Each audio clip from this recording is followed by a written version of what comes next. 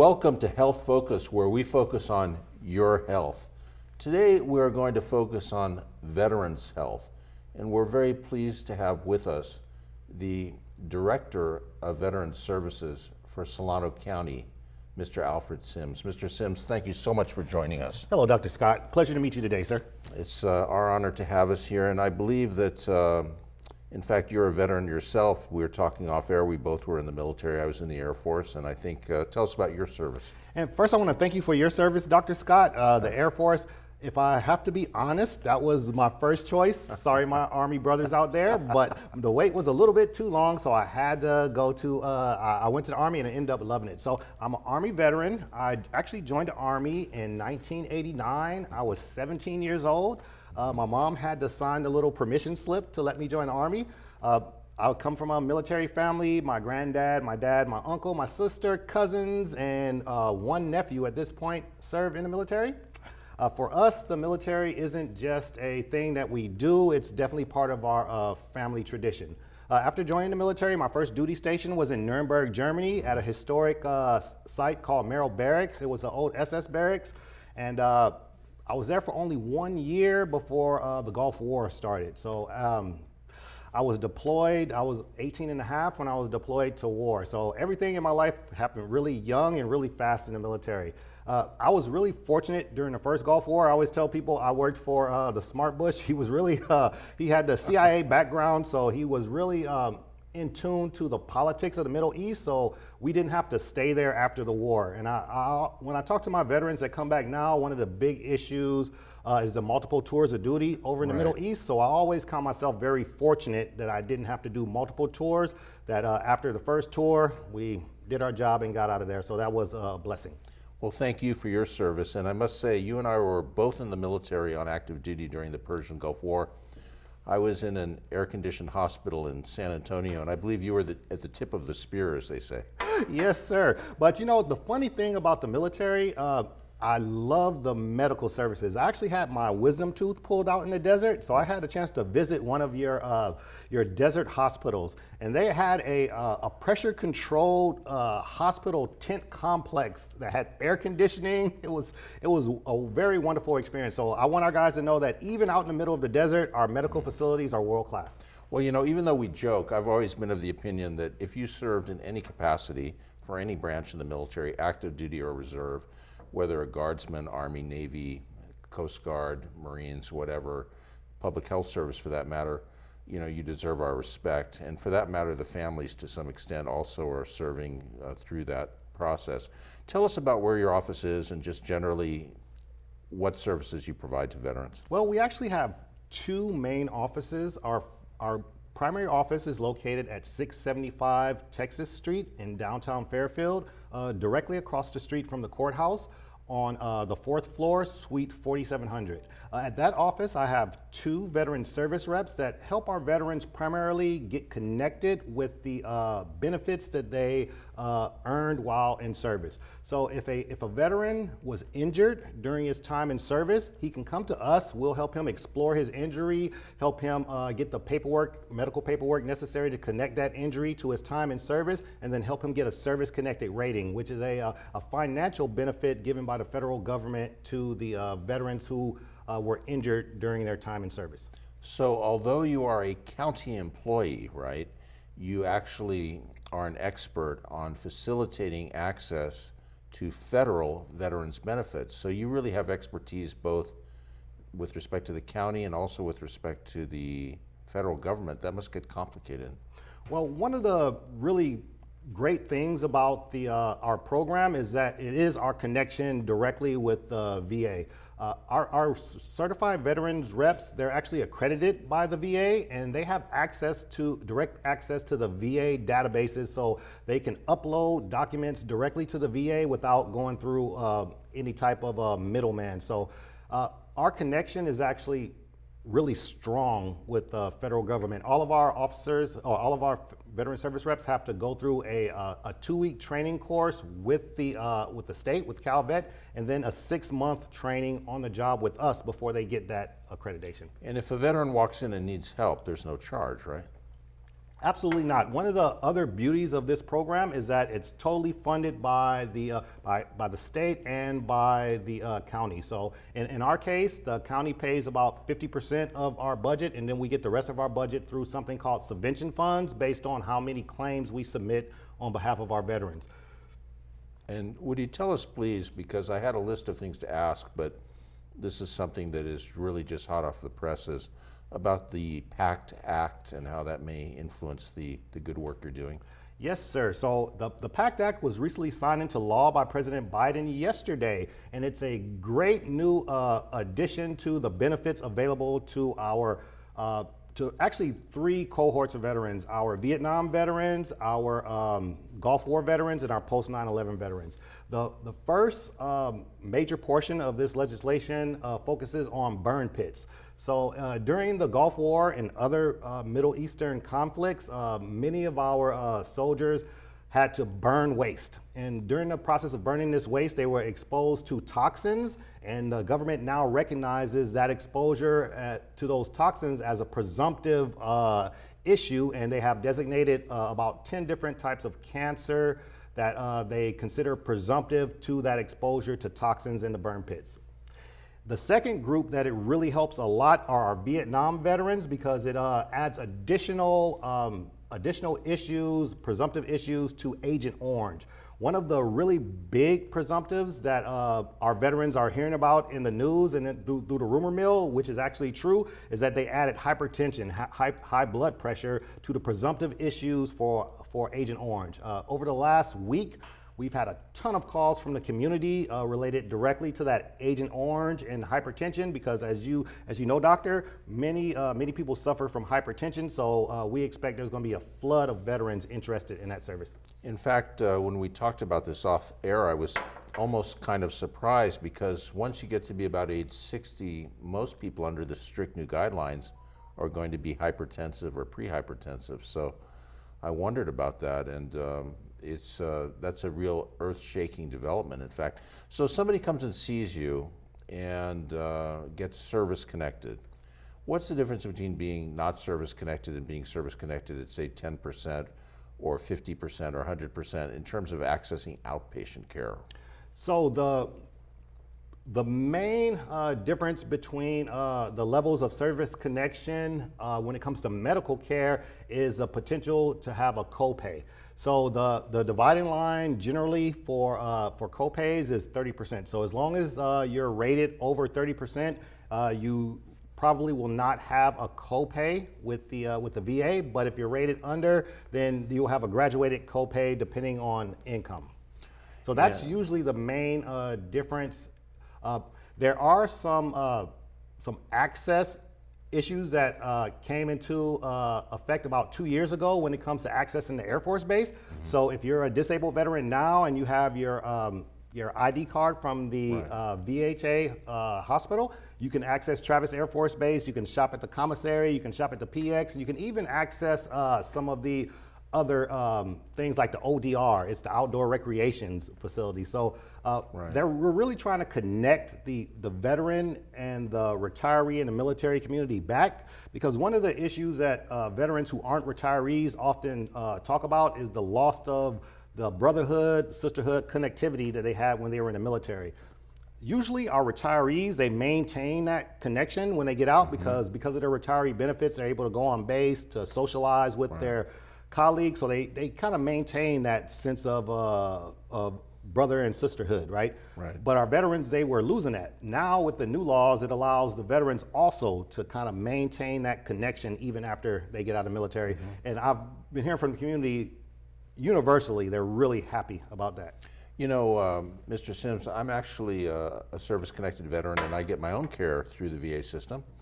I was there this morning, in fact, and I think that often people do not realize the resources available at the VA in terms of the economy of scale, the electronic medical record, the pharmacy resources for sending prescriptions to people through the mail, renewing prescriptions online, checking laboratory results online, et cetera. And I must say that although the VA does on occasion get some flack, particularly with respect to things like access to care, I think it's come a long ways, and I think in many respects they have superb resources and some fantastic personnel. I honestly feel that the VA does not get the respect it deserves as a provider of medical care. That's just my opinion as a physician and as a patient. Dr. Scott, I agree with you 100%. I think often the perception that people have of the VA now is more in line with services they were providing a decade ago and not with the level of service they're providing for us today. I've had private insurance for the last 20 years of my career, but I've chosen to go to the VA because of the quality of their service. I know we were talking about this before, but just 3 months ago, I had my ankle surgery done over at David Grant. 12 screws and a plate done by Dr. Knowles. It was a great surgery by a great surgeon. And as a veteran, having my surgery done by a military doctor actually gave me additional comfort. So I think I definitely second your emotion when it comes to the level of service by veterans. And I think as we try to get the word out to our veterans and they experience that service, that they will definitely take advantage of those resources. One of the things that we kind of talked about before is the VA is working really hard on bringing services together for veterans. They're not just addressing traditional healthcare issues, but they're addressing things like homelessness and major addictive issues in order to ensure that veterans aren't just treated for the symptoms of issues they're dealing with, but they're getting holistic treatment, not just medical, but community support. Let's turn to that a little bit, because I know that you mentioned that, for example, medical care, mental health, and housing were three subjects that, when we communicated before the show, really deserve to be viewed in a holistic manner. So at the county, as Veteran Services Director, how can you help veterans, and what sort of approaches do you take in bringing those problems together to a solution? We are definitely working really hard to make connections with our local VA providers, our community providers, and our veterans to ensure that they can have a one-stop shop when it comes to issues like homelessness and mental health and drug addiction. One example is our partnership with the HUD-VASH program here in Solano County. The HUD-VASH program helps veterans get access to housing through a HUD program specifically for veterans. They work with us and our veteran clients to, we try to screen the veterans to find out if they're in need of housing services. We connect them directly with the social workers over at the VA, and we help them fill out the applications for the housing. In addition to that, we connect them with community resources to assist in addition to the resources from the VA. I guess we're actually also very fortunate here in Solano County in that we are a kind of military community with a lot of facilities. I mean, we mentioned in the Northern California system for the VA, there's Martinez, which is a fantastic outpatient center. There's also Mayor Island. There's the VA clinic at Travis Air Force Base. And there are other resources for outpatients that are quite close to us. In fact, if you want to go to Oakland or San Francisco, you can get various tertiary care referrals if necessary. And similarly in facilities closer to Sacramento. But one thing I wonder about is the Yountville Center for chronically challenged older veterans. Do you help people to get into that facility, or the CREC facility as it was called in Martinez for neurologically injured people? Absolutely. Tell us what you know about that, please, if you would. So absolutely, the one particular issue related to Yountville is that because of the location, it's a high demand facility. So often there's a wait list associated with entry into Yountville. But we definitely maintain a connection with the director of Yountville, and we maintain a list of openings for our veterans there. They're currently in the process of expanding the Yountville location, putting in additional facilities. As you might know, that facility out there is really old. It's actually a historic site, but they're in the process of upgrading it to make it more modern for our veterans. They're going to put in better internet access. They're going to build, I believe they're building 3 new buildings with supportive services for our veterans. As far as other facilities, there's a domiciliary that we have down in the Palo Alto healthcare system and one in the Martinez healthcare system. And we definitely connect our veterans directly to those resources. So, you know, Mr. Sims, we would be remiss if we didn't get into some of the other areas of healthcare that often get overlooked. For example, vision. I know that at Martinez there's a low vision clinic, and they also have an excellent optician shop and ophthalmology as well as optometry. Can you help veterans to access those resources also? Absolutely, sir. And just for disclosure, I actually got my glasses over at Martinez also. My understanding is that currently at the VA NorCal, which covers our area, they have a eye clinic at Martinez and at Sacramento. And you know, for things related to mental health like depression, if your vision is better and if your hearing is better, you do better. And I know that they also have audiology in Martinez. I've visited there myself. I know Dr. Dice is their audiologist, among others who are there. There are several who are excellent. I don't recall all their names. But getting a hearing test and getting hearing loss addressed is also important. Wouldn't you agree? Absolutely, sir. And perhaps in closing, tell us a little bit about dental services. How can a veteran access dental services? Is that even possible? Yes, sir. And we're actually, another reason we're actually really fortunate here in Solano County, we currently have a dental clinic at Mare Island in Vallejo. It's a full service dental clinic, and to be eligible for dental services, either the veteran would have had to have an issue with their dental occurred during their military service, or they can be rated at 100% and qualify for dental health care. We also have we're going to have a dental clinic constructed over at Travis Air Force Base near David Grant Hospital. So trying to negotiate this can be a challenge if you're not familiar with the veterans' resources that are available. And that leads me to ask something else, Mr. Sims, and this is about, in general, veterans' benefits.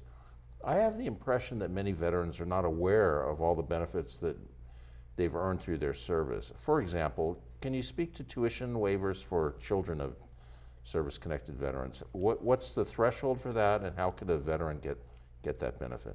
So the tuition waiver program is one of the two really popular programs that we have here in California, and it allows service-connected veterans to get a tuition waiver for their children who they still provide support for and who are under a certain income level. So if you have a child that's college age and you want them to go to a public university here in California, we can have their tuition fee waived if they make under $14,027 a year, including working and support from their parent.